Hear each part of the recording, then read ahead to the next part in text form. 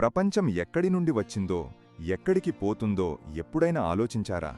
ఈ అనంత విశ్వానికి ఒక ప్రారంభం, ఒక ముగింపు ఉందా? అసలు ఈ సృష్టికర్త ఎవరు? మనలో చాలామంది సృష్టి, స్థితి, లయకర్త గురించి వినే ఉంటాం. ప్రతిదానికి ఒక ఆరంభం, ఒక మధ్యభాగం, ఒక అంతం ఉంటాయి. కాని ఈ మొత్తం చక్రానికి మూలం ఎవరు? ఎవరు దీన్ని నడిపిస్తున్నారు? భగవద్గీతలో శ్రీకృష్ణుడు అద్భుతమైన సత్యాన్ని వెల్లడించారు.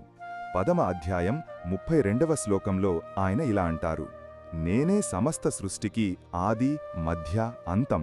అంటే ఈ విశ్వం ఆరంభమైన క్షణం, అది కొనసాగుతున్న సమయం, చివరకు అది తిరిగి లీనమయ్యే స్థానం అన్నీ తానే. ఆయనే అన్నిటికీ మూలం. ఇదంతా కేవలం ఒక కథ కాదు. ఆయన సృష్టికి అతీతుడు, అంటే దానికి మించినవాడు. కాని అదే సమయంలో సృష్టిలో అంతర్లీనుడు కూడా. ప్రతి అణువులో, ప్రతి జీవిలో, ప్రతి అనుభవంలో ఆ దివ్యశక్తి ఉంటుంది. మనం చూసే ప్రతిదీ, అనుభవించే ప్రతిదీ ఆయన స్వరూపమే. ఆది, మధ్య, అంతం అన్నీ ఆ భగవంతుడే. ఆయన సర్వం, సర్వాంతర్యామి. ఈ అద్భుతమైన జ్ఞానాన్ని అర్థం చేసుకోవడం ద్వారా మనం మన ఉనికి యొక్క లోతైన అర్థాన్ని తెలుసుకోవచ్చు. మరిన్ని విషయాల కోసం ద హిందూ పాత్ని ఫాలో చేయండి.